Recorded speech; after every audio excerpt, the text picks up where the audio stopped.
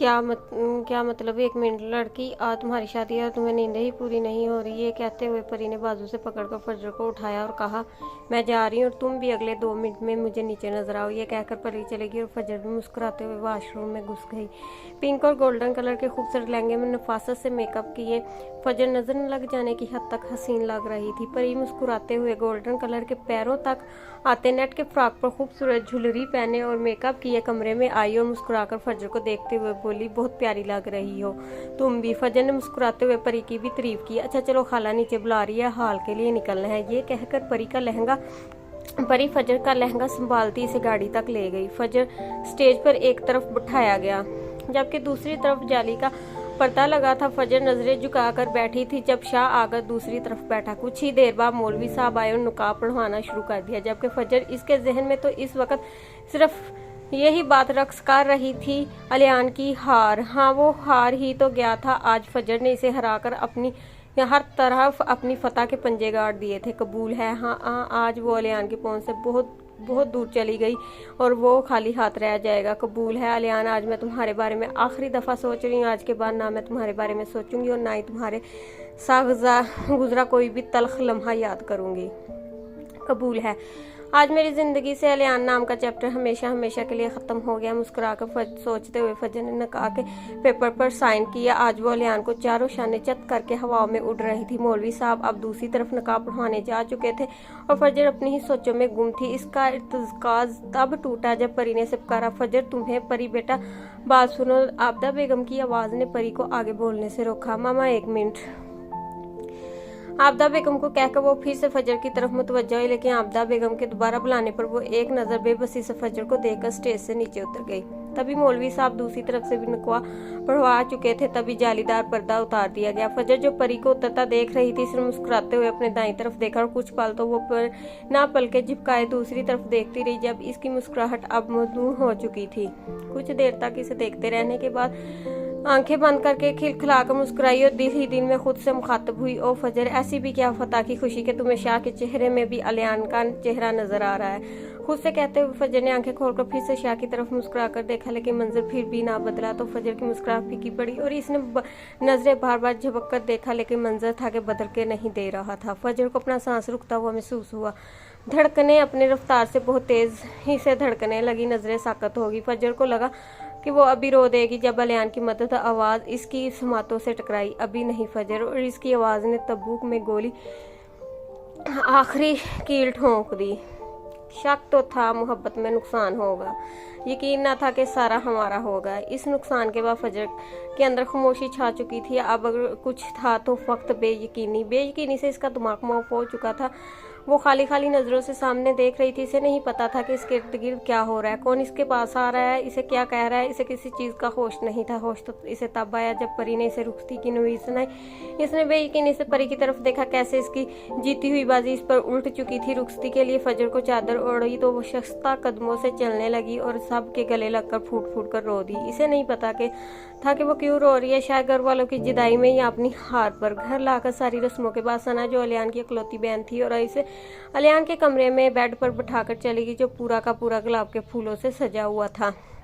कुछ देर खाली नजरों से कमरे को देखते रहने के बाद फजर ने बारी बारी सारे फूलों को तोड़कर पूरे कमरे में फैला दिया और रोती रोती जमीन पर बैठकर घुटनों में सर दे दिया। इसे समझ नहीं आ रहा था कि ये इसके साथ क्या हुआ है। अलियान से पहली मुलाकात से लेकर अब तक का सब कुछ इसके दिमाग में घूम रहा था। वो अभी तक बेयकीन थी कि आखिर ये सब क्या हुआ है। इसने तो शाह से शादी की थी, तो फिर अलियान कैसे हिचकियों से रोते हुए ये सोच रही थी, काश इसने निकाह के वक्त सुन लिया होता, काश। अब सिर्फ काश ही रह गया था। अभी वो घुटनों में सर दिए रो रही थी कि क्लिक की आवाज़ के साथ से दरवाज़ा लॉक होने की आवाज़ आई। फजर ने घुटनों से थोड़ा सा सर उठाकर देखा तो सामने वो दिल जिला देने वाली मुस्कुराहट के साथ इसी तरफ देखते हुए अपनी शेरवानी उतारकर एक तरफ रखने के बाद आस्ता आस्ता कदम उठाता इसकी तरफ बढ़ा, जो अब फिर से अपना सर घुटनों में दे चुकी थी। अलियान भी घुटनों के बल फजर के सामने बैठ चुका था।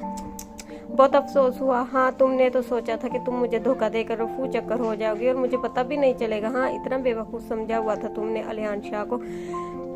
यह कहकर अलियान मुस्कुराया, लेकिन फजर को इसके मुस्कुराने की आवाज़ जहर लगी। इसने घुटनों से सर उठाया और खा जाने वाली नज़रों से अलियान को देखा और अलियान को गिरेबान से पकड़कर धोखा मैंने नहीं, तुमने दिया मुझे। मैं तो शाह से शादी कर रही थी, फिर तुम कैसे? फजर अभी तक बेयकीनी के जेर असर थी। बहुत अफसोस आ रहा है शाह की जगह मुझे देखकर। सो माई स्वीट डियर वाइफ, मैं ही तुम्हारा शाह हूँ। वो जिससे तुम रातों तक बातें करती थी वो मैं ही हूँ। फजर का हाथ जो इसके कॉलर पर था अपने हाथों में सख्ती से जकड़कर बोला, नहीं तुम शाह नहीं हो, वो शाह तो नहीं, तुम नहीं हो, इससे तो मैं खुद मिली थी, वो तुम नहीं हो। फजर बेरतब जुमले बोलती इसे यकीन दिलाने की कोशिश करने लगी। लगता है अपनी हार हजम नहीं हो रही, आराम से कहते हुए अलियान ने अचानक फजर के हाथों को इसकी कमर के पीछे किया। एक दफ़ा जो चीज़ अलियान की हो जाए ना, फिर वो ताउम्र अलियान की ही रहती है। और तुम्हें पता है मेरी जिद को हवा दी है तुम पर, मेरा नाम का टैग लग चुका था, तो तुमने किसी और के बारे में सोचा भी कैसे? फजर के हाथ पर अलियान की गिरफ्त मजबूत से मजबूत तर होती जा रही थी, जिस पर फजर की सिसकी निकली।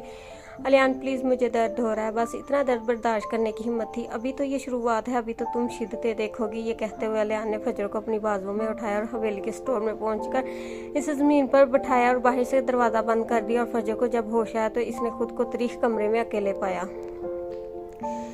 फजर को स्टोर में बंद करने के बाद अलियान कमरे में आकर चेंज करने के बाद बेड पर लेट गया और छत को घूरने लगा, जबकि पहली मुलाकात पर इसे वो बगैर सोचे समझे बोलने और फैसला अखज़ करने वालों में से लगी। फिर जब इसे टीन में फजर का फ़ोन पड़ा मिला, उस पर इसकी पिक्चर लगी हुई थी, तब इससे यकीन हो गया कि इसका फजर के बारे में ख्याल बिल्कुल दुरुस्त है। और फिर आस्ता आस्ता फजर को तंग करने में मज़ा आने लगा और कभी कभी इसकी हरकतों पर गुस्सा भी आता। और जब भी इसका फजर से बात करने का या इसे चिढ़ाने का दिल चाहता तो वो इसे शाह बनकर फ़ोन करता, जिस पर वो अक्सर इसे बहुत कुछ बहुत करवा दिया करता था। इसका चिढ़ना, गुस्से से नाक फुलाने इसे बहुत अच्छा लगता था। और जब इसने फजर का फ़ोन तोड़ा था तो फजर की आंखों में नमी देख कर इसके अंदर कुछ हलचल हुई थी।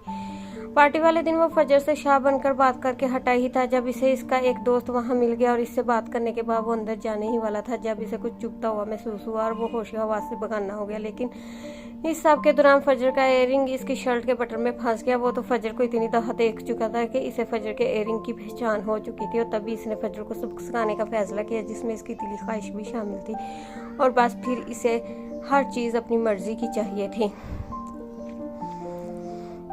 लेकिन तब वो हैरान रह गया जब फजर ने शाह को फ़ोन किया और इसकी बात सुनकर वो हैरान रह गया। कल तक वो जिसकी बेइज्जती करती थी आज इससे पूछ रही थी कि वो इससे मोहब्बत करती है और इससे मिलना चाहती है। तो अलियान ने फ़ौरन हाँ कह दी, क्योंकि वो नहीं चाहता था फजर को कुछ शक हो। वो फजर को अपने और शाह के एक ही होने की सच्चाई बताना चाहता था, लेकिन वो चाहता था इससे पहले वो जान ले फजर शाह से क्या कहना चाहती, लेकिन वो इससे शाह बनकर मिल नहीं सकता था। इसलिए वो शाह बनकर वहाँ आया और बाद में फजर के सामने ऐसे शो किया वो वहाँ आया था, लेकिन फजर किसी और के साथ थी। और फिर जब फजर ने फ़ोन पर इसे बताया कि वो शाह से शादी करना चाहती है तो अलियान के अंदर गुस्से की चिंगारियाँ चलने लगी। इसकी बीवी होते हुए इसने किसी और के बारे में सोचा भी कैसे, फिर चाहे वो कोई और वो खुद ही क्यों नहीं था।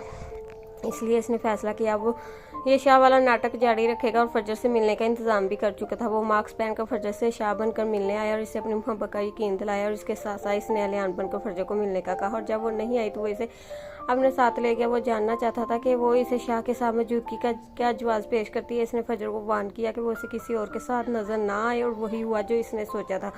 फजर ने अलियान की धमकी से डरकर शाह से मिलने से इनकार कर दिया। फिर इसके पेपर स्टार्ट हो गए जिसमें वो बिजी हो गया, लेकिन फिर भी वो फजर से बेखबर नहीं था। और इस दिन जब फजर ने इसे डील का कहा वो इसे शादी कर लेगी, लेकिन 1 महीने तक वो इससे ना मिले। तब एक पल को वो फजर की चालाकी पर हैरान रह गया, लेकिन साथ ही साथ इसे फजर पर हंसी और तरस दोनों आया कि वो इसे बेवकूफ़ बनाने के चक्कर में बेवकूफ़ बनने वाली है। उसने फजर से डील कर ली, क्योंकि वो जानता था फजर ये डील इसलिए कर रही है ताकि इसकी शादी आराम से हो जाए, इसे इल्म ना हो। फिर इसने भी डील पूरी की, लेकिन इसके अंदर एक चिंगारी भड़क रही थी। आखिर फजर ने इसे धोखा देने का सोचा भी कैसे। और फिर जब वो फजर के धोखे में बारे में सोता वो जुनूनी हो जाता, इसे बदले की बारी इसकी थी। इसे फजर के बारे में इतना तो पता था कि इसे अंधेरे से डर लगता है, इसलिए इसने फजर को स्टोर में बंद किया जहाँ लाइट नहीं थी। और ये तो बहुत छोटी सजा थी इसके धोखे की। इसने घड़ी की तरफ देखा, इसे लेटे लेटे 2 घंटे हो चुके थे। वो उठा स्टोर रूम की तरफ बढ़ गया। इसे घुटनों में सर देकर रोते हुए कितना वक्त गुजरा इसे पता ही नहीं चला। इसे तो बस ये पता था कि वो इस तरीक कमरे में अकेली है। डर से वो आंखें ही नहीं खोल पा रही थी और वो मुसलसल रो रही। तभी इसे दरवाज़ा खुलने के साथ किसी के कदमों की चाप सुनाई दी। फजर ने आस्ता आस्ता घुटनों से सर उठाकर अपनी लाल आंखें खोली और दरवाजे की तरफ देखा, जहां बाहर से आने वाली हल्की हल्की रोशनी में से अलियान का चेहरा नजर आया। इस पल ये सोचे बगैर कि इसे इस अंधेरे कमरे में बंद करने वाला भी वही था। फजर अपना भारी लहंगा उठाकर भागने के अंदाज में अलियान से सीने से जा लगी। आंसू बहाती वो डर से कांप रही थी। अलियान प्लीज मुझे यहाँ से ले जाओ। अल्फाज टूट कर अदा करते हुए वो इससे इल्तिजा कर रही थी और इस की इल्तिजा शायद सुन ली गई थी। जो अलियानी से अपने सालगाह कमरे की तरफ चल पड़ा और इसे सोफे पर बैठाकर इसे पानी थमाया और खुद इसके साथ बैठकर गौर से इसे देखते हुए पानी जो पी रही थी। बस इतनी सी हिम्मत से झूठ बोलते हुए, धोखा देते हुए तो बिल्कुल डर नहीं लगता था। और 2 घंटे अंधेरे में बंद रहने पर देखो क्या हालत हो गया। सच बताओ तो खाना चाहता हूँ तुम पर, लेकिन क्या करना है ना। अलियान शाह को धोखा देने वाले को ये वो सजा जरूर देता भी, चाहे सामने इसकी बीवी ही क्यों ना। और तुमने तो बहुत बड़ी गेम खेली, ये अलग बात कि तुम इस खेल में कामयाब नहीं हुई। अलियान प्लीज़ ऐसे मत बोलो, मेरी एक बार शाह से बात करवा दो। फजर के नफ़ी में सर हिलाकर कहने पर पहले तो अलियान हंसा, फिर दारा। तुम्हें समझ नहीं आती क्या कोई और नहीं है, सिर्फ मैं हूँ। वो जो तुम्हें फ़ोन कॉल करता था वो भी मैं हूँ, वो जो तुमसे इश्क के दावे करता था वो भी मैं हूँ, जो तुमसे रेस्टोरेंट में मिला था वो भी मैं हूँ, और जिससे तुम्हारी शादी हुई वो भी मैं हूँ। हर तरफ मैं ही मैं हूँ, इसलिए किसी और का नाम भी आज के बाद तुम्हारी ज़ुबान पर आया ना फजर, तो मुझसे बुरा कोई नहीं होगा। फजर जो अलियान के धारने पर पहले सहमी हुई थी, अलियान इसका मुंह अपने हाथों से भूज कर गिराया। समझ आई तुम्हें? फजर ने सहमी हुई पलकों और दर्द से फौरन असबत में सर हिलाया तो अलियान ने इसका मुंह छोड़ा और जाकर बेड पर लेट गया, जबकि फजर अभी तक सोफे पर अपनी जगह जमकर इसी तरह बैठी थी। और जब काफ़ी देर तक वो अपनी जगह से ना हिली तो अलियान चिढ़कर बोला, अब क्या पूरी रात यूं ही बैठे रहने का इरादा? जाओ चेंज करके आओ। अलियान के कहने पर फजर के वजूद में हरकत हुई और वो उठकर ड्रेस रूम की तरफ बढ़ गई। 5 मिनट बाद जब वो वापस आई तो अब भी वैसे ही आंखें खोलकर लेटा था। फजर को बाहर आता देखकर बोला, यहाँ आओ। ये कहकर वो खुद दूसरी साइड पर हो गया। फजर को अपनी छुड़ी हुई जगह इशारा करके बोला, लेटो। पहले तो फजर चुपचाप इस जगह को देखती रही, लेकिन फिर अलियान के घुटने पर लेट गई तो अलियान ने इसके ऊपर कंबल दुरुस्त किया और इसके कान में शुरू की, आंखें बंद करो और सो जाए। ये कहकर अलियान फजर के बालों में मुंह छुपाकर खुद भी सो गया, जबकि फजर की तो वो रातों की नींद उड़ा चुका था। साद और फायदा बेगम थोड़ी देर से शादी में शरीक हुए लेकिन बहरहाल हो गए थे और पूरी बारात में साद की नज़र भटक भटक परी पर जा रही, जो इंतहाई खूबसूरत लग रही थी। लेकिन एक बार भी परी से बात करने का मौका नहीं मिला, क्योंकि वो इधर से उधर पता नहीं किन कामों में मसरूफ थी। लेकिन रुखती होते ही साद ने इसे जा लिया और साथ ही अपने घर चलने का हुक्म भी सादर कर दिया, जिस पर परी गुस्से से दांत को चिल्लाकर रह गई, क्योंकि इसने वलीमे के बाद जाना था। वो साद को मना करना चाहती थी, लेकिन आबदा बेगम की मौजूदगी की वजह से चुप रही थी। एक तो इस पहले ही इसे समझ नहीं आ रही थी कि शाह की जगह अलियान क्या कर रहा था। बेशक इसने शाह को नहीं देखा था, लेकिन अलियान को वो फजर से लड़ते हुए यकीनन देख चुकी थी, जिसके बारे में वो फजर से पूछना चाहती थी। लेकिन फजर तो जैसे पूरे फंक्शन में बहरी हुई बैठी थी। फैज़ा बेगम ने आबदा बेगम के साथ आज रात वहीं रुकना था, जबकि परी और साद ने घर आना था। और अब परी साद के साथ फर्स्ट स्ट्रीट पर पुरजमान वापसी के रास्ते पर मुसलसल इसे घूर रही थी, जबकि वो इसकी घुरियों को नजरअंदाज किए संजीदगी से ड्राइव कर रहा था। जब परी के घूरने का कोई फायदा नहीं हुआ तो परी तंग कर बोली, अब तुम मुझे बताना पसंद करोगे तुम्हारे साथ क्या मुसीबत हो गई थी जो तुम मुझे अभी से उठा कर ले आए? झूठ, बिल्कुल झूठ। साद के संजीदगी से कहने पर परी ने अबरू उठाकर पूछा, क्या मैं उठाकर कब लाया हूँ तुम्हें? खुद अपनी मर्जी से अपने पाँव पर चलकर आई हो? हेलो, अपनी मर्जी से कब? तुम्हारी वजह से आना पड़ा मुझे। परी के झुंझलाकर कहने पर साद ने एक साइड पर गाड़ी रोकी, जबकि ये सड़क सुनसान थी, आसपास गाड़ियाँ और आबादी ना होने के बराबर थी। तुम मेरी वजह? क्या मतलब? इतनी अच्छी हो तुम? नहीं कि मैं कहूँ और तुम मेरी बात मान लो। जाहिर है तुम्हारी मर्जी थी तो तुम आई हो ना। साद अपना रुख परी की तरफ मोड़कर बोला, मेरी मर्जी? पागल वागल तो नहीं हो गए तुम? में ना सिर्फ मामा की वजह से मानी हो तुम बताओ ना जरा कि ये शोशा छोड़ने की ज़रूरत क्या थी, जब तुम्हें अच्छी तरह पता था कि मुझे आज वापस नहीं आना। तो तुमसे तो ना मेरी सुकून बर्दाश्त ही नहीं होता। अगर मैं सुकून से फजर की शादी अटेंड करके आ जाती, लेकिन नहीं। परी जिसकी ज़ुबान चलना शुरू हो चुकी थी और जिसका अब रुकना मुश्किल ही था, वो कुछ लोगों को देखकर रुकी जो बाइक पर थे और बाइक से उतर कर इन्हीं की तरफ आ रहे थे। लेकिन जबकि इनके हाथों में गन थी, परी की नज़रों का ताक़ब करते हुए साद भी ने देख चुका था। लेकिन इससे पहले वो कुछ कहता, वो लोग इनके सरों पर पहुंच चुके थे। अपने हाथ ऊपर करो, जो भी है सब निकालो। इनमें से एक के कहने पर साद अपना फोन और वायलेट निकाल कर इन्हें देने लगा, जबकि परी का चेहरा डर के मारे लट्ठे की माने सफ़ेद हो चुका था। असल माल तो यहाँ है। तभी इनमें से एक शख्स ने परी को देखकर कमीनगी से कहा, जिस पर परी ने डर कर साद की तरफ देखा, जबकि ये सुनकर साद गुस्से से साद की रगें तन गई।